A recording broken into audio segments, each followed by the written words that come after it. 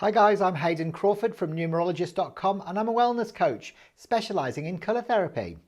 Today I'm going to be introducing the Blue Avian race and highlighting 5 of their key attributes.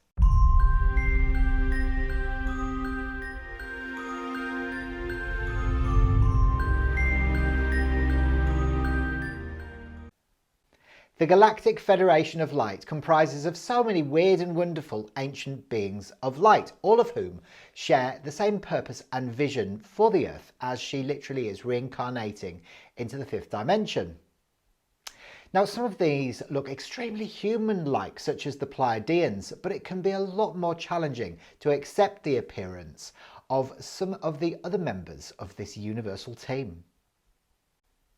Okay, so I want you to bear with me here because what I'm about to say might come across as being a little bit cray-cray, a little bit bonkers, but you know, the first time I heard it, I questioned it severely as well. But when I started to bring the information down into my heart, I started really understanding and feeling that this could be a possibility and a probability. So the Blue Avians are actually the highest avian race. They are 8 foot tall beings with kind of bird-like features, and they are humanoid, but they also have these beautiful blue, these sort of deep indigo blue feathers. Can you visualize them? Good. Now, they exist because they're multi-dimensional beings. They exist anywhere between the 6th and 9th dimensions, leaving us humans well behind in the 3rd to 5th dimensions.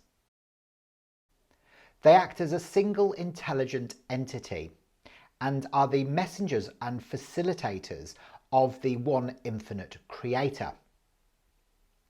So they actually started visiting the planet billions of years ago in these huge, great big spherical spaceships. And on a different dimension, there's actually over 100 of them in our solar system. These spacecrafts are absolutely colossal. They're beautiful, and they are home to these gorgeous avian beings. Now, these beings are bringers of peace, so they're actually on our side and strongly against the Earth's ruling cabal. Okay, so I want you to try and get your head around this one as well. Their spaceships are actually creating a blockade within our solar system because each one is as big as a planet, and actually they're there to try and prevent the Earth's ruling cabal from escaping. Their technology is far superior to our secret space missions, and actually our secret space missions technology is much more advanced than we could possibly even comprehend. Now, they're part of an alliance with other humans and other beings of light that are here to kind of work against the Earth's ruling banking mafia. The avian extraterrestrials originally came from a different universe, but actually, as they've evolved, they're now located around different points in our universe. They were actually seeded by 12-dimensional avian beings in 3-dimensional planets in various different galaxies around our universe. And the realm that they come from, I suppose we would consider to be the angelic realm. They evolved with a huge diversity of colour, size and adaptations, and many of them developed an expanded consciousness because of their ability to see a much bigger picture of the world. Now, they were able to eventually teleport and use their minds to be able to project themselves further and further out into distant lands and planets, where eventually they made homes for themselves. And later on down the track, they were involved in genetic experiments with humans. And of course, that created new races. Now, they also gifted birds to our planet and other planets throughout our galaxy and our universe, and that was really to help to control the electromagnetic atmosphere. They are known for their bright intelligence and multi-dimensional sight. Many are fantastic spiritual masters and teachers and are involved in the planetary governance of many other worlds. They have the ability to easily raise vibrations because they're not confined by, they're such free thinkers and feelers. They're definitely not confined by the limitations of the collective group consciousness. Higher dimensional avian forms are often called upon for their naturally higher perspectives. They can send a projection of themselves forward to attend consultations at meetings around the universe. Now, they've got a long history with planet Earth, and actually they've often attempted to send information via our high priests and shamans. So the avians are actually assisting with the movement of global disclosure on planet Earth, and they're part of what's called the Sphere Being Alliance. They're monitoring the energies coming in to the planet as well to try and stabilize them. Because they have the ability to kind of shift vibrations and frequencies, they're also here to really aid in this global ascension process. They exist beyond the confines of time and space, and have helped develop the spirituality of man for millions of years, and have appeared in human mythology for literally centuries and centuries.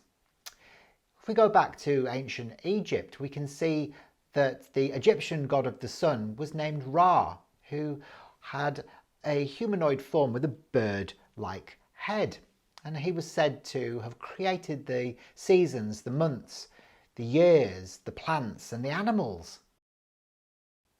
Now, Ra was often depicted as a humanoid with the head of a blue eagle and wearing a beautiful crown as well. Now, another example is the Egyptian high priest called Thoth. Now, he was said to develop, he was really good at resolving disputes fundamentally, but he was also excellent at developing magic, writing and science. These beings have ascended from our current level of reality to 6th to 9th densities, and they're able to travel at will across the universe. They can communicate via telepathy and often contact us during our dreams to pass on information. They're very peaceful beings as well, so remember that there's never been any cases of them abducting us like other alien species. They like to support us, and they like to help raise our vibrational frequencies by encouraging us to be of service to each other. And they can sometimes just be known to give us a light, gentle touch so that we know that they're there. Or, they've developed this kind of secret sign language as well, which is known throughout the Galactic Federation of Light. They want us to develop ourselves personally. They want us to let go of all those things that are no longer serving us and forgive ourselves and forgive other people. They want us to help each other so that we can continue to raise the frequency of the planet and help this ascension process along beautifully. Remember, they are beings of love, and although they are much more advanced than we are and sit on this much higher frequency, they still want us to be able to become the best versions of ourselves so that we can kind of start to experience heaven on earth. They also work extremely closely with the Pleiadians, and they speak to us about the activity around the North and South Poles. Now, over the years, many of these portals around our planet have been closed off, especially around those areas, and visiting species have been able to find ways of reopening them so that we have access to the inner worlds again. So, what are the main characteristics of the blue avians? Well, they've got many, but I've whittled it down to these 5. Number 1 is that they are expansive, uplifting visionaries. They have keen observation skills, and they are hyper efficient as well. So they're very expansive in the way that they think and feel, and they can uplift any situation. So they're capable of raising vibrations, but they're also pioneers of new waves of thinking and creation as well. Because they're so creative, they can bring about change. They're very dynamic. Number 2 is that they have sharp intelligence and memory. Everything that they experience is held deep within their memory banks and can be retrieved upon request. They are also very, very sharp intellectually, and they can perceive things from lots of different perspectives. So they're often known to help inventors come up with brand new solutions. Now, they are free thinkers and feelers, and they're not confined by the collective subconscious. So they really do like to be able to kind of let themselves go and use this vivid intellect and imagination to be able to kind of run riot.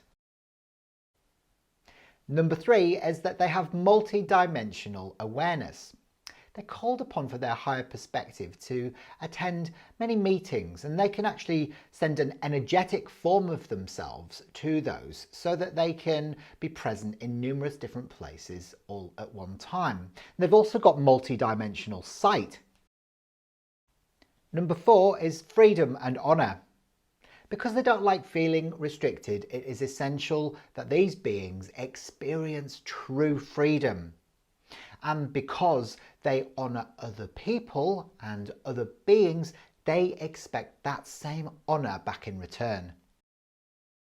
And finally, number 5 is that they are humorous and kind.